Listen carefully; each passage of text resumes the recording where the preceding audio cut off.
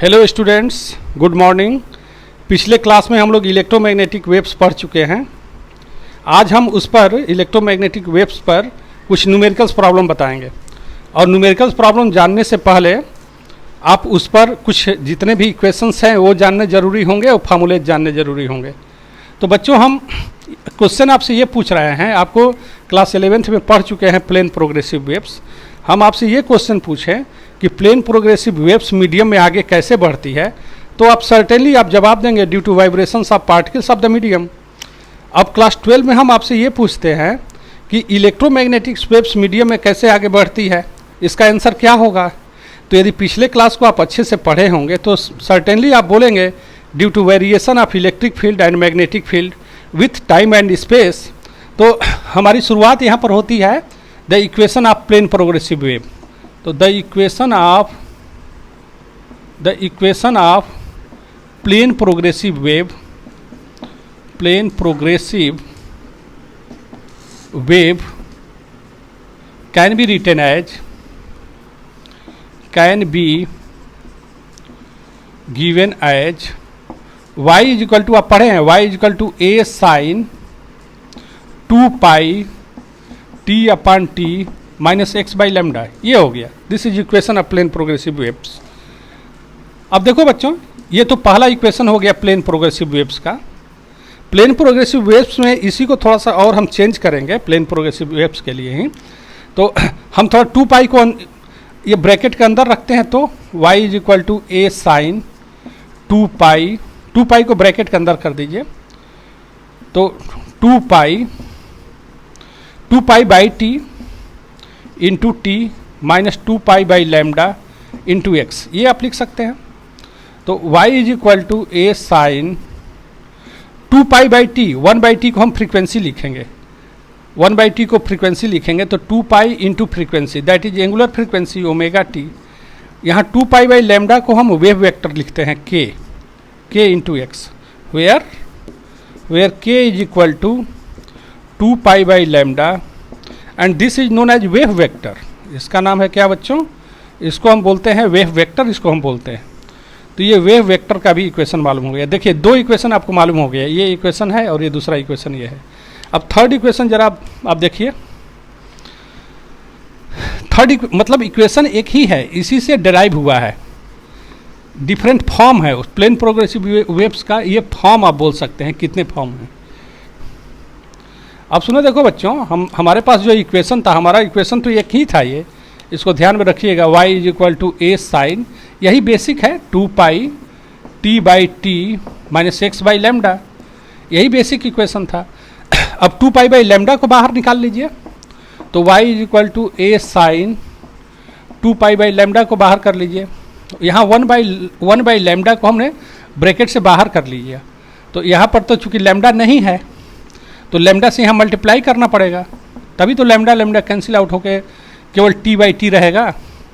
Minus 1 by lambda यहाँ पर bracket के बाहर लिया जा चुका है, तो इसको हम x लिखेंगे।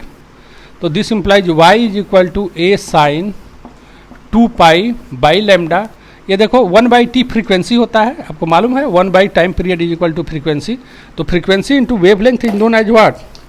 Frequency into wavelength is known as velocity या speed of the plane progressive waves. तो ये देखो बच्चों, 3 फॉर्म्स हैं प्लेन प्रोग्रेसिव वेव्स के। ये यहाँ पर हम लिख दे रहे हैं, प्लेन प्रोग्रेसिव वेव्स के 3 फॉर्म्स हैं, ये तीनों को हम यहाँ पर लिखेंगे। देखो, plane progressive waves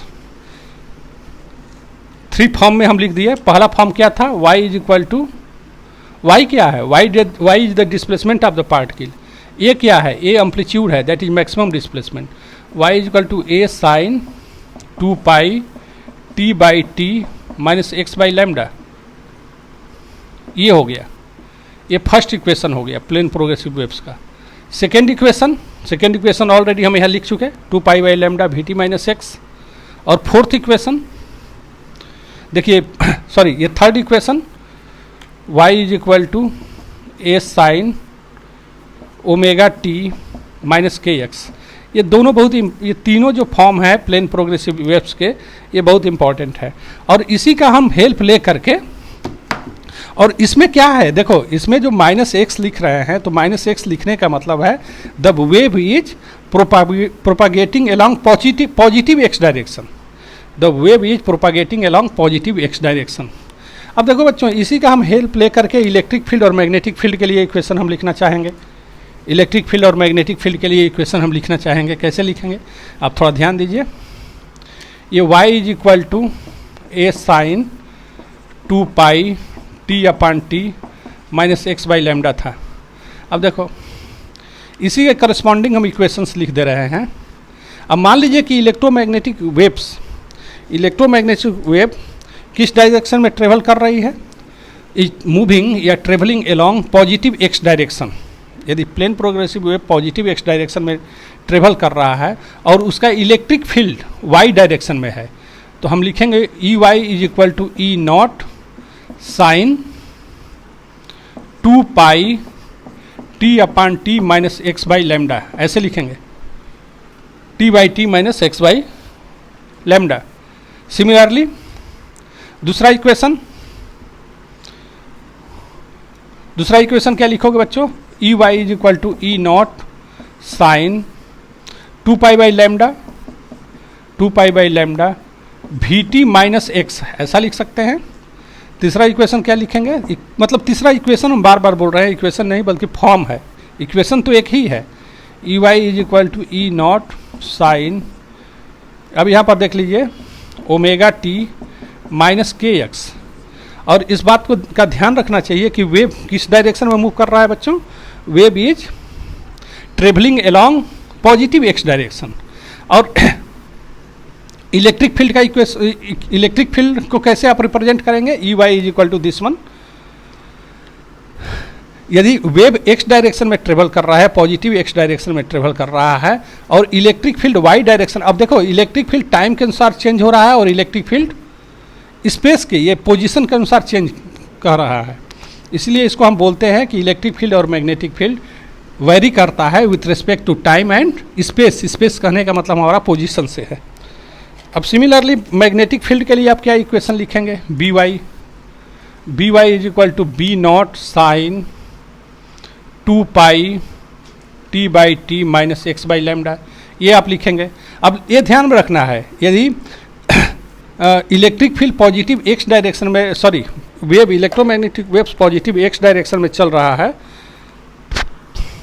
electromagnetic waves positive x direction में चल रहा है और किसी पर्टिकुलर टाइम पर और किसी पर्टिकुलर पोजीशन पर इलेक्ट्रिक फील्ड वाई डायरेक्शन में होगा, तो मैग्नेटिक फील्ड हमारा जेड डायरेक्शन में होगा। इस बात को जानना जरूरी है। सिमिलरली और फॉर्म क्या होगा, B not is equal to sine B Z is equal to B not sine 2 pi by lambda we T minus x, और third form B not sine omega T minus के X. यहाँ पर देख रहे हैं ना बच्चों, ये इलेक्ट्रिक फील्ड और मैग्नेटिक फील्ड दोनों के केस में दोनों टाइम के साथ भी चेंज हो रहा है और पोजीशन के साथ भी। तो ये जितने भी इक्वेशंस हम लिखे हुए हैं ये सभी फ्री स्पेस के लिए हैं, ये आपको ध्यान में रखना होगा कि जितने भी इक्वेशंस हमने बताया है सब फ्री स्पेस के लिए है। और यहाँ पर इलेक्ट्रिक फील्ड और magnetic field they are mutually perpendicular to each other and they are perpendicular to the direction of propagation of wave. देखो बच्चों, ये हम डायग्राम डिस्प्ले कर दे रहे हैं। इसमें यदि वेव पॉजिटिव एक्स डायरेक्शन की ओर है, यदि पॉजिटिव एक्स डायरेक्शन की ओर वेव ट्रेवल कर रहा है, इलेक्ट्रिक फील्ड यदि वाई डायरेक्शन की ओर है, तो मैग्नेटिक फील्ड क्या होगा, मैग्नेटिक फील्ड जेड डायरेक्शन में होगा। और ये इलेक्ट्रिक फील्ड मैग्नेटिक फील्ड भी कांस्टेंट नहीं है, बल्कि ये टाइम और स्पेस दोनों के अनुसार चेंज हो रहे हैं। तो अब कुछ हम न्यूमेरिकल्स प्रॉब्लम स्टार्ट कर रहे हैं। देखिए एक न्यूमेरिकल्स प्रॉब्लम है, इसको हम एक न्यूमेरिकल प्रॉब्लम देख लीजिए आप। एक न्यूमेरिकल प्रॉब्लम हम डिस्प्ले कर दे रहे हैं। देखिए क्वेश्चन लिखा हुआ है, the magnetic field in a plane progressive wave is given by B Y is equal to 2 into 10 power minus 7 sin 0.5 into 10 to power 3x plus 1.5 into 10 to power 11 1.5 into 10⁻11 T Tesla, ये दिया हुआ है, ये equation दिया हुआ है बच्चों। अब क्वेश्चन में कह रहा है you have to find out first what is the wavelength and frequency of the wave, what is the wavelength and frequency of the wave. Solution में हम आते हैं, क्वेश्चन में पूछ रहा है what is wavelength and frequency of the wave, और second question पूछ रहा है write and expression for the electric field. तो अब देखो बच्चों, ये अब देखो ये जैसा इक्वेशंस हमने जो 3 इक्वेशंस लिखवाए हुए हैं, 3 इलेक्ट्रिक फील्ड के लिए और 3 मैग्नेटिक फील्ड के लिए, हम इसलिए लिखवाए हुए थे। 3 इक्वेशन आप उसमें देखिए, ये किससे कंपेयर किया जा सकता है, कंपेयरिंग विथ, किससे आप कंपेयर करेंगे। ये B Y is equal to, ये हम यहाँ बी नॉट लिखेंगे साइन, देखो बच्चों ये x है तो आप यहाँ पर के एक्स लिखिएगा, प्लस ये t का कोएफिशिएंट ओमेगा टी, ये हो गया। ये इस फॉर्म, इससे आप कंपेयर कर सकते हैं। और यहाँ पर आप देख रहे हैं कि वहाँ पर जो हम इक्वेशन लिखे हुए थे माइनस के एक्स था, यदि वेव पॉजिटिव x डायरेक्शन में चल रहा है तब माइनस एक्स है, यहाँ पर प्लस एक्स है, इसका मतलब वेव निगेटिव x डायरेक्शन में चल रहा है। तो यहाँ पर लिख ले, यहाँ पर आप लिखेंगे the wave is travelling, the wave EM wave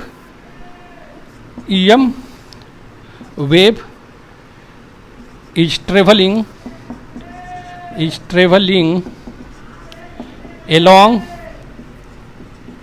along negative x direction, negative x direction में चल रहा है। ओके, अब देखिए कंपेयर कर लीजिए, तो बी नॉट के जगह पर B not is equal to 2 into 10⁻⁷ और k के जगह पर k is equal to, k के जगह पर क्या है बच्चों 0.5 इंटू 10⁻3, और k की वैल्यू कितनी होती है 2 पाई बाई लैम्डा, और क्या लिखेंगे omega is equal to 1.5 into 10⁻11, और ओमेगा की जगह पर क्या लिखोगे 2 पाई इंटू फ्रीक्वेंसी, ये लिखते हैं।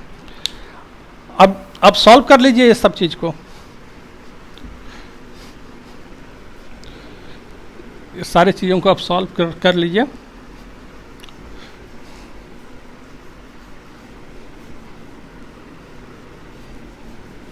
देखो बच्चों, ये बी नॉट तो आप यहाँ रहने दीजिए, बी नॉट की ज़रूरत होगी 2 इंटू 10⁻⁷, 2 इंटू 10⁻⁷ टेस्ला, तो 2 pi by lambda, 2 pi by lambda की वैल्यू कितना दिया हुआ है 0.5 इंटू 10⁻3, तो lambda is equal to 2 pi upon 0.5 into 10⁻3, ये हो गया।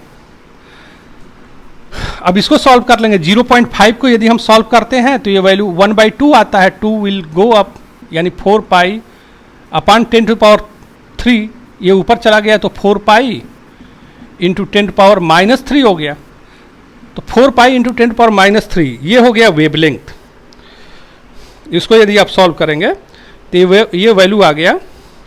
अब 4 पाई इंटू 10⁻3, 4 पाई को सॉल्व कर लीजिए, इसको भी आप सॉल्व कर लीजिए, 4 पाई का मतलब 3.14 इंटू 10⁻³ तो ये हो गया है आपका 12.56, तो 12.56, अब 10⁻³ तो इसको आप मिली लिख सकते हैं, मिलीमीटर लिख सकते हैं, या 10⁻³ मीटर लिख सकते हैं। तो this will be the wavelength, जो वेव दिया हुआ था इलेक्ट्रोमैग्नेटिक वेव, उसका वेवलेंथ यही होगा। This will be the answer. Now next question इसमें कह रहा है what will be the frequency, इसी में फ्रीक्वेंसी कह रहा है फर्स्ट पार्ट में ही।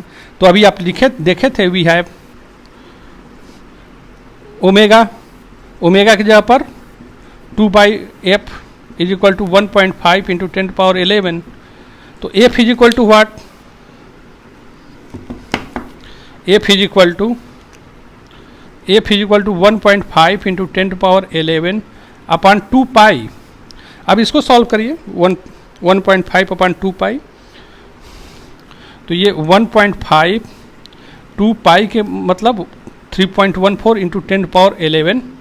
इसको यदि आप सॉल्व करते हैं, after solving you will get the value 2.39 into 2.39 into 10⁻10 into 10⁻10 hertz, 10 hertz, ये आप इजीली इसको सॉल्व कर सकते हैं। 1.5 में 15 में आप 6 से या 6.28 से मल्टीप्लाई करिए, this will be 2.39 into 10⁻³ hertz.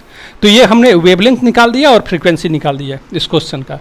अब नेक्स्ट क्वेश्चन कह रहा है इसी में बच्चों, क्वेश्चन कह रहा है next, find the electric field, right an expression for the electric field. Electric field के लिए हमको एक्सप्रेशन निकालना है। तो इलेक्ट्रिक फील्ड के लिए एक्सप्रेशन निकालने के लिए क्या करेंगे, E is equal to E not. अब ई नॉट कैसे लिखेंगे, हमको बी नॉट तो दिया हुआ है, तो अब ई नॉट कैसे हम फाइंड आउट करेंगे। वी हैव, अब सेकेंड पार्ट के लिए we have E naught upon B not is equal to C. तो ये E naught is equal to B naught into C. तो ये E naught is equal to B naught कितना है 2 into 10⁻⁷ और सी के जगह पर 3 इंटू 10⁸। तो इसको सॉल्व कर देंगे तो कितनी वैल्यू आ जाएगी, 60 आ जाएगा, 60 वोल्ट अपॉन मीटर। तो हेंस अब इक्वेशन आप लिखिए क्या होगा भाई, E is equal to E not, E not के जगह पर आप लिखेंगे 60, साइन था तो साइन लिखेंगे, बाकी चीज़ तो वही रह जाएगी, बाकी चीज़ तो वही रह जाएगा जैसे था। 0.5 into 10⁻³ x, 0.5 into 10⁻³ x, 0.5 into 10⁻³ x plus और क्या हो गया 1.5 इंटू 10⁻11, 1.5 इंटू 10⁻11 t।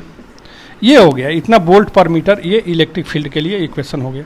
तो ये जो हम जो इलेक्ट्रिक फील्ड और मैग्नेटिक फील्ड के लिए जो इक्वेशंस निकाले हुए हैं उसके पीछे यही पर्पज़ है कि कैसे हम सॉल्व करेंगे। ठीक है, आप नोट कर लेंगे ये सब, वीडियो पॉज करके सारी चीज़ को आप नोट कर लेंगे। देखो बच्चों, एक क्वेश्चन और हम बता रहे हैं इसमें।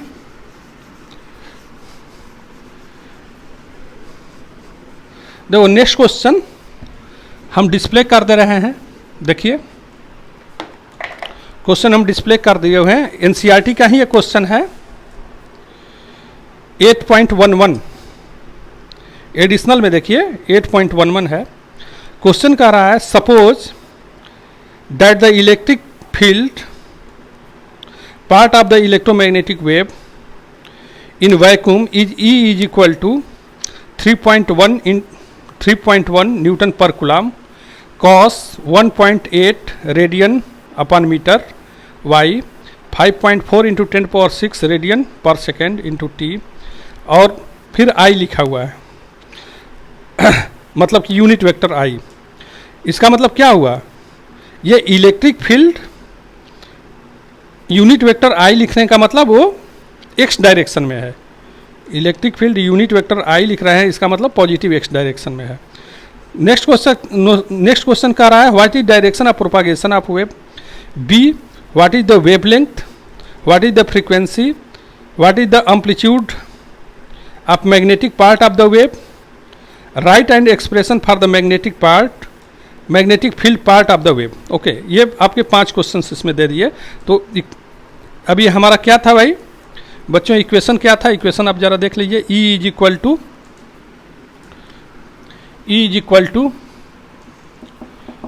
इक्वल टू दिया हुआ है 3.1 newton per coulomb, cos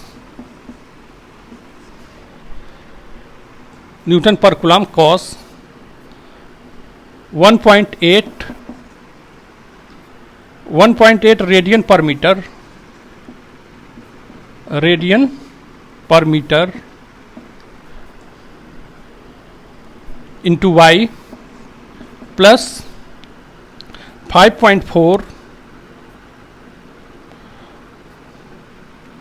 plus 5.4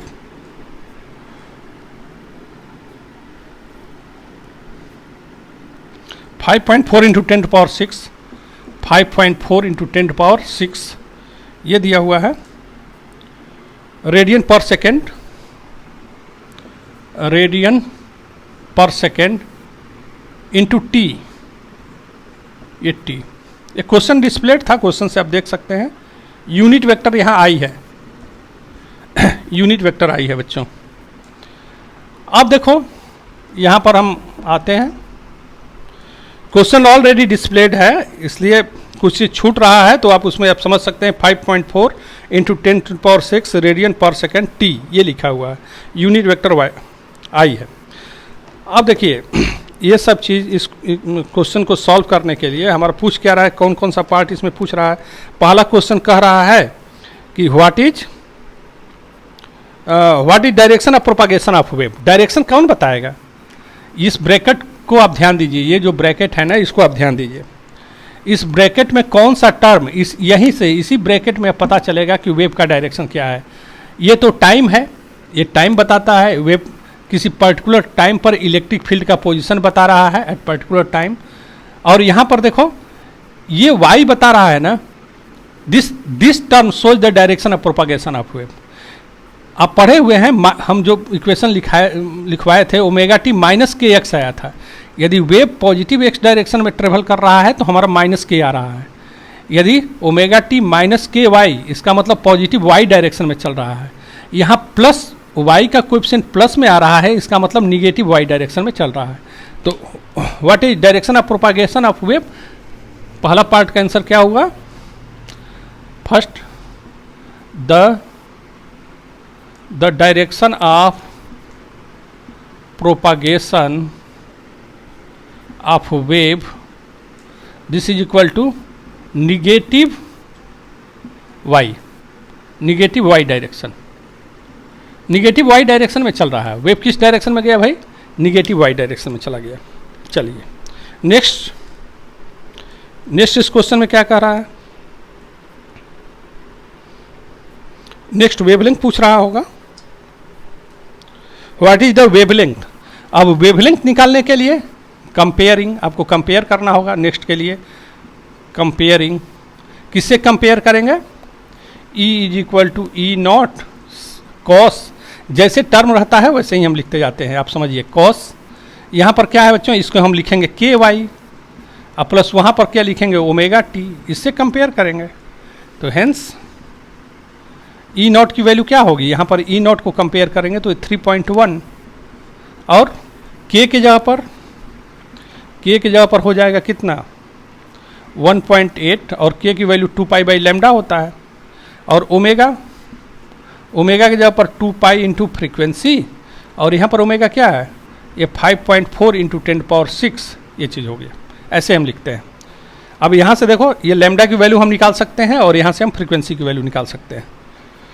अब हम निकाल ही दे रहे हैं इसको। हेंस जो बी पार्ट पूछ रहा है, लैम्डा इज इक्वल टू 2 पाई 1.8, ये इतना मीटर हो गया। इसको आप सॉल्व कर लेंगे, इसको सॉल्व कर देंगे। 2 pi by lambda is equal to 1.8, तो lambda is equal to 2 pi upon 1.8।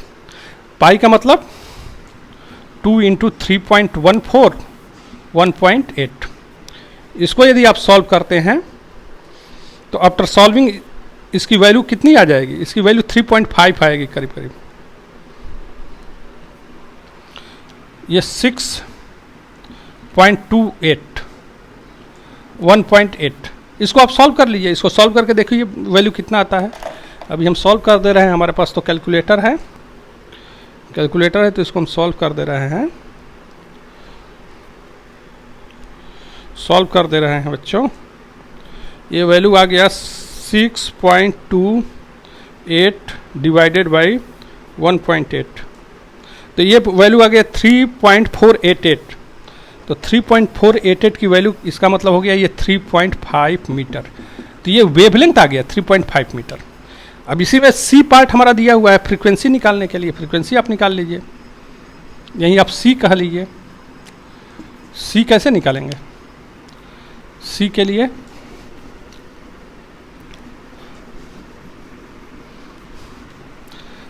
लिए क्या करेंगे आप? Frequency F is equal to, we have omega क्या था कंपेयर जब किए थे, तो ओमेगा इज इक्वल टू आ गया था 2 pi F, this is equal to 5.4 into 10⁶। तो frequency F is equal to 5.4 into 10⁶ upon 2 pi. इसको आप सॉल्व करिए। अब इसको आप सॉल्व करेंगे अपने से। तो ये सॉल्व करने के बाद इसकी वैल्यू आती है 8.6 इंटू 10⁵। ये 5.4 है, 2 3.14 इंटू 10⁶। तो इसको ऐसा करिए आप 54, ये 6.28 इंटू 10⁵ आप लिखेंगे। तो 54 में 6.28 से डिवाइड करिए,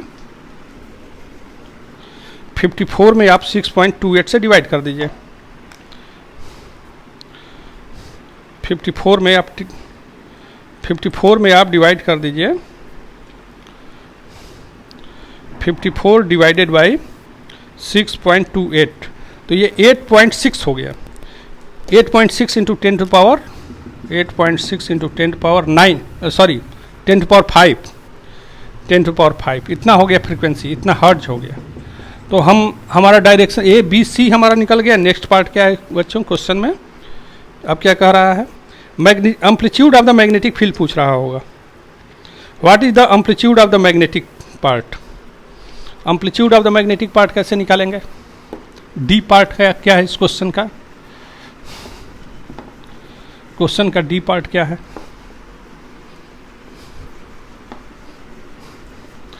एम्पलीट्यूड ऑफ, क्वेश्चन का डी पार्ट आप देखिए, एम्पलीट्यूड ऑफ मैग्नेटिक फील्ड। तो आपको पता है E naught by B not is equal to C, तो this B not is equal to what? E naught by C. E naught कितना है? 3.1, सी क्या है? 3 इंटू 10⁸। तो इसको आप सॉल्व कर लीजिए, तो ये वैल्यू कितना आ जाएगा? ये आ जाएगा करीब करीब 1.003 ऐसे करके, इंटू 10⁻⁻8। ये हो गया है आपका टेस्ला, ये वैल्यू आ गई 1.033 आएगा। 3.1 में हम डिवाइड कर देते हैं अभी,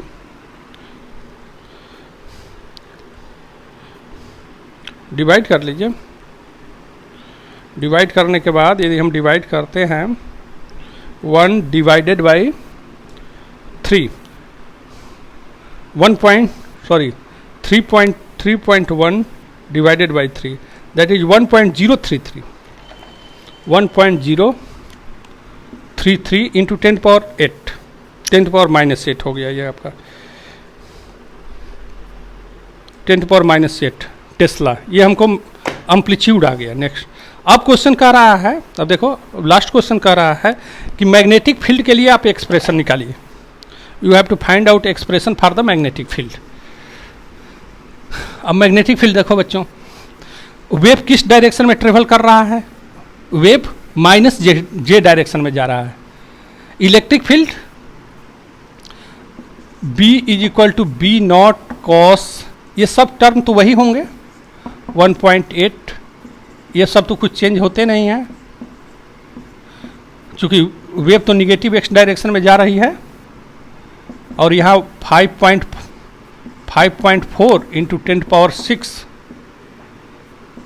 रेडियन पर सेकेंड टी। अब देखिए B is equal to B not के जगह पर क्या लिखेंगे? 1.033 इंटू 10⁻8 आप लिख लीजिए, यहीं पर आप लिख दीजिए, बाकी टर्म तो वही रहेगा। B is equal to 1.033 into 10⁻8 ऐसे लिख लेंगे, बाकी कॉस वाला टर्म रहेगा। अब यहाँ पर देखिए ये B का डायरेक्शन क्या होगा? ये जो मैग्नेटिक फील्ड लिखे हुए हैं उसका डायरेक्शन क्या होगा, ये आपको ध्यान में रखना होगा। अब सुनो देखो बच्चों, एक चीज़ ध्यान दीजिए, इस चीज़ को हम ये यूज करते थे आई जे के, क्योंकि इसमें आई जे के तीनों म्यूचुअली परपेंडिकुलर है। तो वेव का डायरेक्शन क्या है बताइए? वेव का डायरेक्शन है -j, वेव का डायरेक्शन -j है, ओके। और इलेक्ट्रिक फील्ड का डायरेक्शन क्या है? इलेक्ट्रिक फील्ड का डायरेक्शन है आई, जे क्रॉस आई ना। तो देखिए जे क्रॉस आई, तो जब जे क्रॉस आई की बात करेंगे तो माइनस के हो जाएगा। ये माइनस तो है ही, ये माइनस के हो गया, इस बात को अच्छे से समझिए। तो ये माइनस माइनस प्लस हो गया, दैट इज प्लस के, यानी पॉजिटिव जेड डायरेक्शन में। यहाँ पर हम के लिखेंगे, यूनिट वेक्टर के, दैट इज एलोंग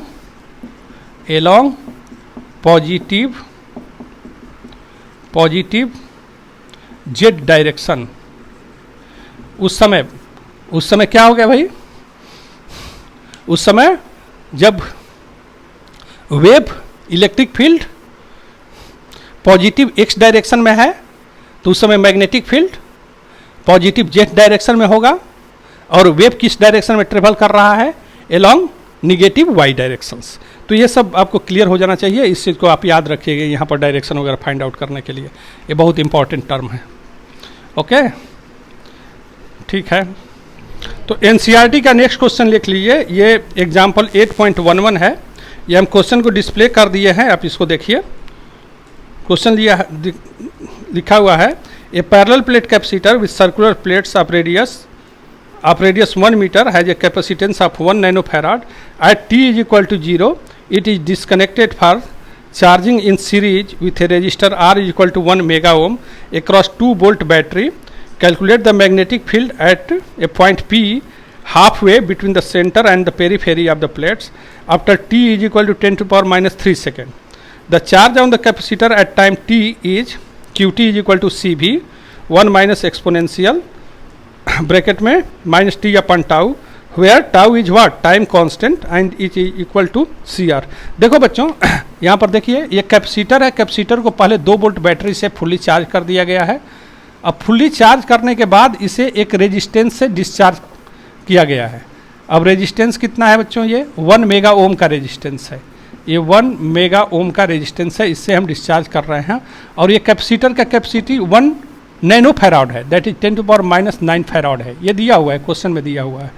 अब देखिए जब डिस्चार्ज आप कर रहे हैं तो डिस्चार्जिंग ऑफ कैपेसिटर पहले था सिलेबस में, देखिए discharging of the capacitor, charging of capacitor, growth of current through inductor and DK of current through inductor, ये 4 चीज़ हम लोग पढ़ते थे पहले, लेकिन अब सिलेबस में हटा दिया है इसलिए हम लोग नहीं पढ़ रहे हैं। लेकिन यहाँ पर चूंकि टाइम कांस्टेंट आ गया है तो हमको ये बता देना चाह रहे हैं टाइम कांस्टेंट क्या है, इस कैपेसिटर से चार्ज कैसे डीके कर रहा है थ्रू रेजिस्टर, उसके लिए ये देखिए ऐसे है, इस ढंग से चार्ज डीके करता है। What is Q, this is maximum charge.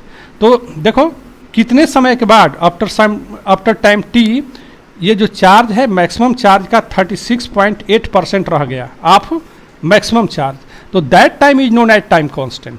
What is time constant, time constant is the time when the charge remains 36.8% of maximum value. तो इसी को हम बोलते हैं टाइम कांस्टेंट, और इसको हम रिप्रेजेंट करते हैं सी आर से, इसको हम लिखते हैं। सी की वैल्यू क्या है, 10 टू पावर 9 है, ये डेरिवेशन में सी आर आ जाता है अपने आप। आर क्या है बच्चों, 1 मेगा है, मेगा का मतलब 10 टू पावर 6, तो ये 10 टू पावर माइनस 3 सेकेंड आ गया।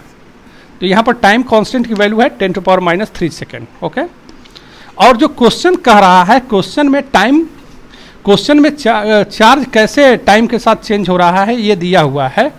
QT is equal to, question में लिखा हुआ है CV 1 minus exponential minus T upon tau, ये क्वेश्चन में दिया हुआ है। चार्ज टाइम के साथ इस ढंग से चेंज हो रहा है। तो हमको निकालना क्या है, हमको निकालना है magnetic field between the plates of the capacitor. यहाँ पर मैग्नेटिक फील्ड निकालना है between the plates of the capacitor, और ये जो प्लेट्स हैं ये सर्कुलर प्लेट्स हैं और इनका रेडियस 1 मीटर है। ये सर्कुलर प्लेट्स हैं, ये प्लेट सर्कुलर है, इनका रेडियस 1 मीटर है। और जहाँ पर मैग्नेटिक फील्ड हम निकाल रहे हैं वो पेरिफेरी में, ये दिया हुआ है, क्वेश्चन में दिया हुआ है। ये जो OP है ना 0.5 मीटर, ये क्वेश्चन आप देखिए उसमें दिया हुआ है, हम फिगर डिस्प्ले किए हुए थे जहाँ पर। अब देखो बच्चों, यहाँ पर मैग्नेटिक फील्ड निकालने के लिए क्या हमको चाहिए, आप सोचिए म्याग्नेटिक फील्ड निकालने के लिए क्या चाहिए आपको। मैग्नेटिक फील्ड निकालने के लिए आपके पास एम्पियर सर्कुलर लॉ है, modified form of Ampere circular law, mu naught IC plus ID। चूँकि जब हम स्पेस दोनों के बीच की जब हम बात करते हैं, इस स्पेस की बात करते हैं, तो स्पेस में तो कंडक्टर नहीं है, तो वहाँ IC 0 हो जाता है। तो that is B.dl is equal to mu not into ID। That is हम यदि डिस्प्लेसमेंट करंट निकाल लेते हैं, म्यू नॉट हमको पता रहेगा और dl हमको पता हो जाएगा 2 पाई r, यहाँ से यहाँ तक 2 पाई r पता हो जाएगा, तो मैग्नेटिक फील्ड निकाल लेंगे। तो यही इसके पीछे बेसिक रीजन है कि हमको डिस्प्लेसमेंट करंट निकालना है। ओके, ये आप नोट कर लेंगे, हम डिस्प्लेसमेंट करंट निकालना हमारा पर्पज है। अब डिस्प्लेसमेंट करंट कैसे निकालेंगे बच्चों, डिस्प्लेसमेंट करंट निकालने के लिए क्या हमारे पास उपाय है? I D is equal to epsilon naught D phi E by D T. तो फाई निकालने के लिए इलेक्ट्रिक फील्ड, ये फाई ई आप कैसे निकालेंगे? Phi E is equal to E into electric, phi E मतलब इलेक्ट्रिक फ्लक्स निकालने के लिए electric field into area. Electric field आप कैसे निकालेंगे? Sigma by epsilon naught into area. तो phi E is equal to, इसको थोड़ा और हम आगे बढ़ा देते हैं, एरिया को आप लिख लीजिए। यहाँ चूँकि इसी के थ्रू कितना फ्लक्स क्रॉस कर रहा है ये हमको निकालना होगा, क्योंकि हमने जो ये यहाँ एरिया लिया हुआ है इसका रेडियस 0.5 है। तो पाई आर स्क्वायर, आर कितना है? 0.5 मीटर क्वेश्चन में दिया हुआ है स्क्वायर। तो phi E is equal to यहाँ पर क्यू, सिग्मा की जगह पर लिखेंगे Q by A epsilon not, pi by 4 हो जाएगा ये, पाई बाई 4। तो this is equal to Q upon epsilon not. देखो बच्चों ये एरिया कितनी हो जाएगी? ये एरिया कितना हो जाएगा? दिस पाई, इसका रेडियस क्वेश्चन में दिया है 1 मीटर, तो पाई 1 का स्क्वायर दैट इज 1। तो क्यू एरिया की जगह पर आप लिखेंगे क्या? पाई, क्यू अपन एरिया की जगह पर आप पाई लिखेंगे, यहाँ से पाई आ जाएगा area, epsilon naught into pi by 4। तो पाई पाई से कैंसिल आउट हो गया, that is Q upon 4 epsilon not. ये हो गया, ये इलेक्ट्रिक फ्लक्स हो गया। इस बात को आपको ध्यान में रखना चाहिए। इलेक्ट्रिक फ्लक्स कितना हो गया बच्चों? Q upon 4 epsilon not. तो केवल इलेक्ट्रिक फ्लक्स से तो हमारा काम चलेगा नहीं, हमको क्या निकालना होगा? हमको rate of change of electric flux निकालना होगा, तभी हम डिस्प्लेसमेंट करंट हम निकाल पाएंगे। तो rate of change of electric flux, इसको आप नोट कर लीजिए, हर एक चीज़ को आप नोट करते हुए चलिए। तो D phi by D T निकालने के लिए हमको D Q by D T करना होगा यहाँ पर। चलिए हमारा D phi E by D T, D phi E by D T is equal to what? D by D T. Phi E के जगह पर आप क्या लिखेंगे? फाई के जगह पर लिखेंगे Q upon 4 pi epsilon not, sorry 4 epsilon not. इसको 1 अपान 4 एप्साइलन नॉट लिख लीजिए। यहाँ पर D Q by D T, यहाँ D Q by D T आपको करना पड़ेगा। तो D phi E by D T is equal to, आप कैसे निकालते हैं बच्चों? 4 पाई नहीं है, पाई लिखने की आदत हो गई है। तो 1 upon 4 epsilon naught D Q by D T, यहाँ इसको डिफ्रेंशिएट करिए। D Q by D T कैसे लिखेंगे? D Q by D T, अब देखो ये सी भी है, सी भी रहने दीजिए, सी भी की वैल्यू भी आप लिख सकते हैं। सी की वैल्यू क्या है? चलो बाद में लिखेंगे सी भी। अब ये माइनस है, देखो बच्चों यहाँ पर आप माइनस लिखेंगे, माइनस लिख लीजिए, कोई दिक्कत नहीं है। 1 का differentiation 0, E to the power minus X का differentiation E to the power minus X, that is E to the power minus T upon tau. अब यहाँ पर माइनस क्या हो गया? यहाँ पर बाहर आ गया, तो टी अपन टाउ लिखेंगे यहाँ पर, T upon tau, T upon tau से मल्टीप्लाई कर दीजिए। टी अपन टाउ का डिफ्रेंशिएशन करेंगे टी के रेस्पेक्ट में, तो 1 अपन टाउ बाहर आ जाएगा, यहाँ पर 1 अपन टाउ बाहर आ गया। ये चीज़ हुआ D phi E by D T. इसको और हम आगे थोड़ा बढ़ा के लिखते हैं,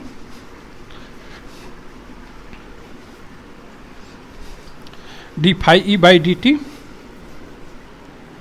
अब देखो बच्चों D phi E by D T, D phi E by D T is equal to what? 1 upon 4 epsilon not, sorry 1 upon 4 epsilon not. Tau के जगह पर ये वैल्यू हमारा आ चुका है 10⁻³ इंटू सी। सी की वैल्यू क्या था? 10⁻⁹। भी कितना था? 2 था। और ई की वैल्यू -t अपान टाउ। अब थोड़ा और आगे बढ़ते हैं D phi by D T के लिए, D phi by D T के लिए और आप आगे बढ़िए। D phi E by D T, this is equal to 2 into 10⁻⁹, 4 epsilon not 10⁻³ 2 into 10⁻⁹, 4 epsilon 10⁻³ E to the power minus T upon tau कितना है? 10⁻⁻, हम ऑलरेडी निकाल चुके हैं। अब हमको चाहिए D phi E by D T, D phi E by D T कब? At T is equal to 10⁻³ question में लिख रहा है, टी इज इक्वल टू 10⁻³ समय पर आपको निकालना है डिस्प्लेसमेंट करंट या मैग्नेटिक फील्ड, क्योंकि ये magnetic field changing magnetic field है, वो कांस्टेंट नहीं है। 2 into 10⁻⁹ upon 4 epsilon not 10⁻³ E to T के जगह पर 10⁻³ लिखेंगे, कट जाएगा वैल्यू, ये हो जाएगा। तो अब देखो बच्चों, D phi E by D T आप नोट कर लीजिए, D phi E by D T,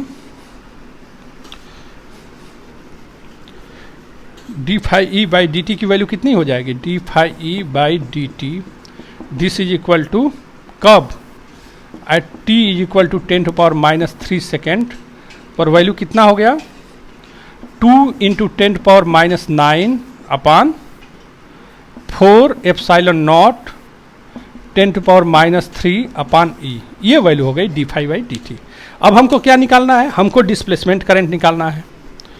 तो hence displacement current, hence I D displacement current.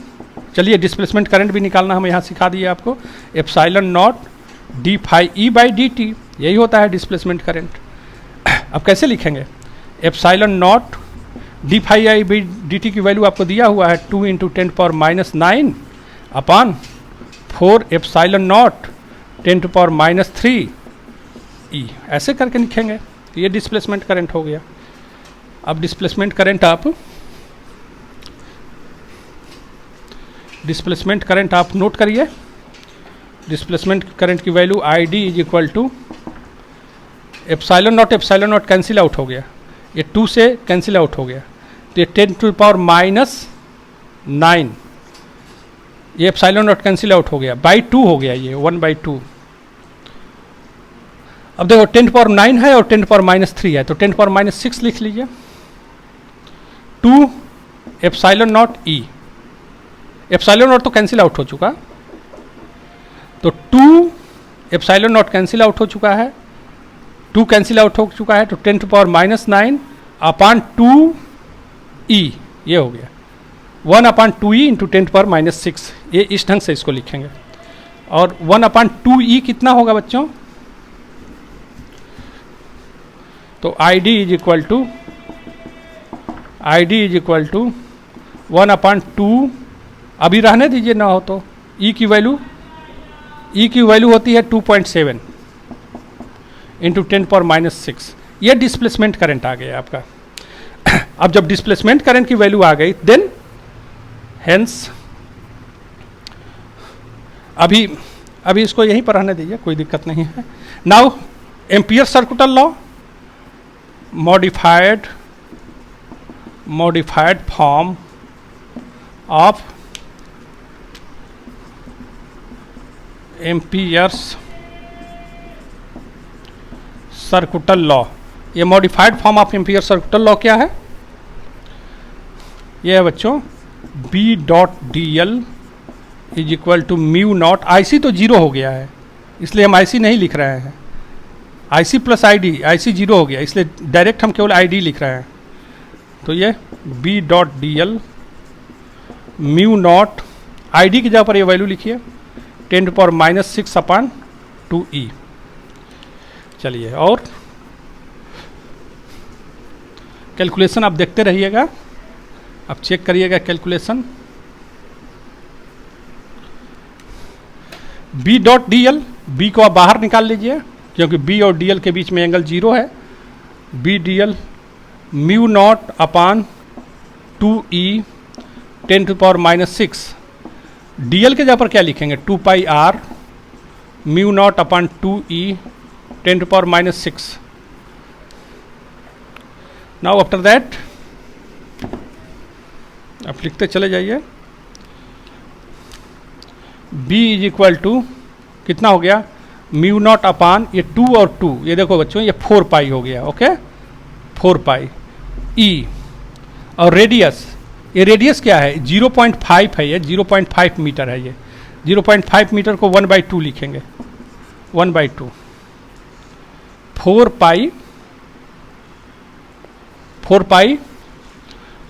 ER, 4π ER के जगह पर हमने ये लिख दिया और ऊपर क्या है 10⁻⁶ है। तो b is equal to mu not के जगह पर 4π इंटू 10⁻⁷ अपान ये 4π e इंटू ये 0.5 इंटू 10⁻�6, ये चीज़ हो गया। अब ये 4π से 4π आप कैंसिल आउट कर लीजिए, और ये 2 ऊपर चला गया, तो 2/e इंटू 10⁻13। तो 2/e कर लीजिए, देखिए 2/e की वैल्यू कितना आता है। 2/e की वैल्यू आप सॉल्व करिए थोड़ा इसको। 2/e की वैल्यू कितनी आएगी? 2 में आप e से डिवाइड कर दीजिए, 2 डिवाइडेड बाई e, ये आ रहा है 0.735, 0.735 इंटू 10⁻12। ये बच्चों ये इतना टेस्ला हो गया। ये 7.35 इंटू 10⁻13 है। ओके, ये 13 है, तो 10 में मल्टीप्लाई कर दीजिएगा, तो 10 से मल्टीप्लाई करके 10 से डिवाइड कर दीजिएगा, तो 7.35 इंटू 10⁻14 हो जाएगा करीब करीब। एक मिनट, तो आप थोड़ा देख लेंगे कुछ, यदि इसका आंसर कितना आ रहा है मैं बता दे रहा हूँ। इसका आंसर आ रहा है 0.74 इंटू 10⁻13। ओके, 0.74, ठीक है, आंसर आ गया 0.74 into 10⁻13 Tesla. This will be the answer. तो इस ढंग से हम ये क्वेश्चन हम बता सकते हैं, बता दिए। ये क्वेश्चन बहुत इंपॉर्टेंट क्वेश्चन था। और भी क्वेश्चंस होंगे, आप इसको अपने से बनाइएगा। Okay, thank you. कुछ होमवर्क के लिए क्वेश्चन हम दे दे रहे हैं, आप बनाएंगे। ये होमवर्क के लिए क्वेश्चन डिस्प्लेड है, आप देख लीजिए। होमवर्क के लिए क्वेश्चन मैं डिस्प्ले कर दे रहा हूँ, आप इसको देख लीजिए। Okay, thank you.